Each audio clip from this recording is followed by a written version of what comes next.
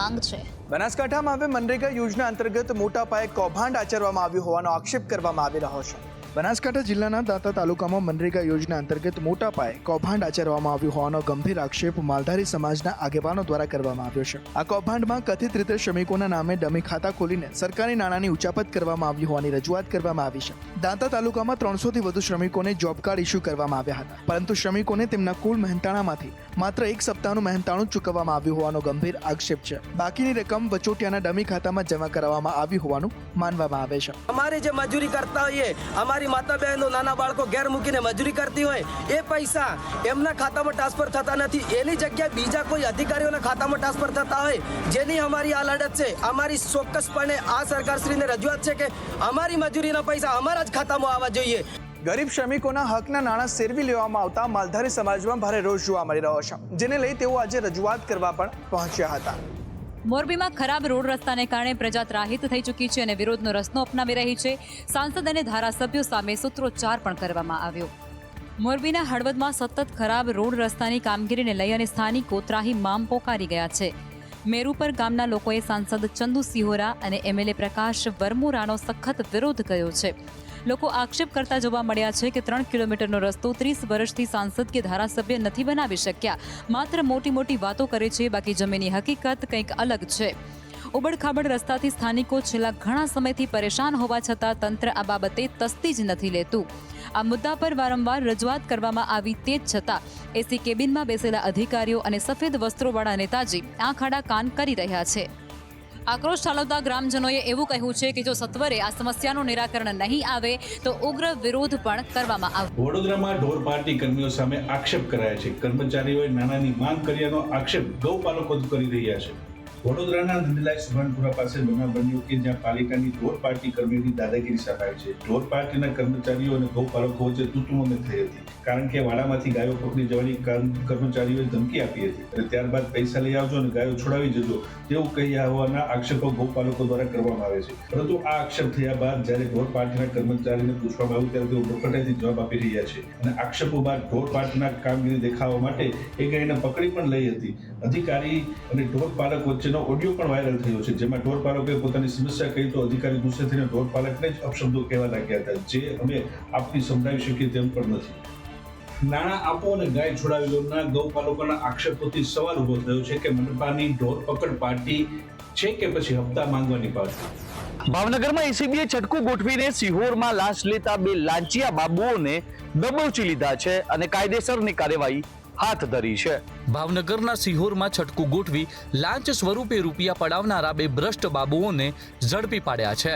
Police constable Rituraj Singh અને જીગર ઠક્કર એમ 2 અધિકારી એસીબીના સકંજામાં ફસાયા છે।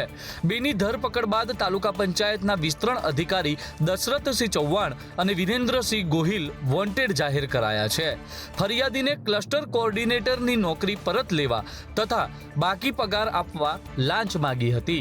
મળતી વિગતો અનુસાર ફરિયાદી પાસે રૂપિયા 2 લાખની માંગ કરાઈ હતી, પણ કહે છે ને કે પાપ છાપરે ચડીને પોકારે એમ 1.5 લાખની લાંચ લેતા 2 રંગે હાથે ઝડપાયા અને તેમના પર કાયદાનો ગાળિયો કસાયો છે। સરકારને વફાદાર રહી પ્રજાના કામ કરવાના બદલે લાંચિયા અધિકારીઓ પોતાના ખિસ્સા ભરવામાં વ્યસ્ત હોય તેવો ઘાટ ઘડાયો છે। અમદાવાદની અંદર ડ્રગ્સને જડમૂળથી ખતમ કરવા માટે પોલીસ દ્વારા અભિયાન હાથ ધરાયું। આ અભિયાનના ભાગરૂપે ડ્રગ્સના ગુનામાં સંડોવાયેલા આરોપીઓના ઘરે મેગા સર્ચ ઓપરેશન શરૂ કરાયું છે। પોલીસની ટીમો દ્વારા મુખ્યત્વે દાણીલીમડા પોલીસ સ્ટેશન વિસ્તારમાં સઘન તપાસ શરૂ કરાઈ છે। આ કાર્યવાહીનો મુખ્ય હેતુ એ સુનિશ્ચિત કરવાનો છે કે ડ્રગ્સના આરોપીઓ દ્વારા તેમના નિવાસ સ્થાનોમાં કોઈ છુપાવેલો ડ્રગ્સનો જથ્થો રાખવામાં ન આવ્યો હોય। પ્રથમ તબક્કામાં પોલીસે 32 જેટલા આરોપીઓના ઘરમાં તપાસ શરૂ કરી છે। જોકે પોલીસના ઓપરેશનનો વ્યાપ ઘણો જ મોટો છે અને આગામી 2 દિવસના સમયગાળામાં કુલ 88 આરોપીઓના મકાનોમાં સઘન સર્ચ કરવામાં આવશે। એનડીપીએસના ગુનામાં પકડાયેલા તમામ આરોપીઓને ચેક કરવાની ઝુંબેશ ચાલુ છે। તે દરમિયાન વિશેષ તાલીમ પામેલા ડોગ ટ્રેકર કે જે એનો પણ ઉપયોગ થઈ રહ્યો છે અને હાલમાં આ પ્રવૃત્તિ નેસ્ત નાબૂદ થાય તે માટે સતત પ્રયત્નો ચાલુ છે। પોલીસની આ કાર્યવાહી એ ડ્રગ્સના આખા નેટવર્કને તોડી નાખવાનો મહત્વપૂર્ણ પ્રયાસ છે। વડોદરાના પાદરામાં લૂંટનો બનાવ સામે આવ્યો છે। 3 લોકોને બંધક બનાવી 10 લોકોએ લૂંટને અંજામ આપ્યો। વડોદરામાં તસ્કરો બેફામ બન્યા છે. પાદરાના પાટોદ ગામે ફાર્મ હાઉસમાં લૂંટ ચલાવી હતી. 3 લોકોને બંધક બનાવી 10 લોકોએ લૂંટને અંજામ આપ્યો છે. પરિવારજનોએ ઘટનાને લઈને શું કહ્યું, આવો સાંભળીએ. ઘટના રાતે 2 વાગે મારા બેનને ફોન આવ્યો હતો મારામાં. મને કે અહીંયા આમાં ફોન બોન બધો ચોર લઈ ગયા છે. હું રાતે 3 વાગે અહીંયા આવ્યો, પછી 108ને ફોન માર્યો 100 નંબર ઉપર. 100 નંબર પર ફોન આવીને પછી પોલીસ ગાડી આવી હતી ને 108 આવી હતી. 108 પર કાકાને લઈ જશે. પછી કેટલા લોકો અંદર હતા ને કેટલા લોકો? 3 જણ. અને આયા લોકો 10 ની આજુબાજુ, 10-12 ની આજુબાજુ. શું કર્યું આવીને દરવાજો તોડી નાખ્યો અને સુતાર ઉપર ચડી બેઠા. શું લઈ ગયું? દાગીના ગયા છે અને પૈસા રકમ રહી છે. લૂંટને લઈને પોલીસે વધુ તપાસ શરૂ કરી છે, પરંતુ તસ્કરો જાણે પોલીસને ખુલ્લો પડકાર ફેંકી રહ્યા હોય તેવું લાગી રહ્યું છે. ભાવનગર ચકચારી ટ્રિપલ મર્ડર કેસ તમને યાદ હશે, જેમાં આ હત્યાનું કારણ પ્રેમ પ્રકરણ હોવાનું સામે આવ્યું છે. ભાવનગર અને સભ્ય સમાજને કલંકિત કરનાર ચકચારી ટ્રિપલ મર્ડરની ઘટના સામે આવી હતી, જેમાં એસીએફ શૈલેષ ખાંભલાએ પ્રેમ સંબંધની આડમાં હત્યા કર્યાનો મોટો ખુલાસો સામે આવ્યો હતો. તેમની પ્રેમ લીલાની વાત કરીએ તો અત્યારે એસીએફ શૈલેષ ખાંભલાએ પોતાનાથી 10 વર્ષ નાની યુવતી સાથે પ્રેમ સંબંધ સાંપડ્યો હતો. પ્રેમ સંબંધમાં યુવતીએ કોઈ પણ ભાગે તેને પામવાની ઈચ્છા વ્યક્ત કરી હતી. આ યુવતી જૂનાગઢ વન વિભાગમાં ફરજ બજાવે છે. યુવતીની ઈચ્છાને નજરમાં રાખી શૈલેષ સગા પુત્ર અને તેની પત્નીની અને પુત્રીની કરપીણ હત્યા કરી નાખી હતી. હવે આ હત્યારો એસીએફ શૈલેષ ખાંભલા 7 દિવસના રિમાન્ડ પર છે, જે દરમિયાન પોલીસ તમામ પ્રકારની તપાસ કરશે. 3 વ્યક્તિઓનું કાશર કાઢનાર એસીએફની તપાસ થશે. સાથે જ શેત્રુંજન નદીમાં કપડાની બેગ નાખેલી હતી તેની પણ શોધખોળ હાથ ધરવામાં આવશે. સુરેન્દ્રનગર વાસીઓ, પાણીનો બગાડ ઓછો કરજો, કારણ કે આગામી 4 દિવસ દરમિયાન જિલ્લાના 300 ગામોમાં પાણી પુરવઠો બંધ રહેશે. સુરેન્દ્રનગર વાસીઓ માટે મોટા સમાચાર સામે આવ્યા છે. તે અંતર્ગત જિલ્લામાં 4 દિવસ પાણીનો પુરવઠો બંધ રહેશે.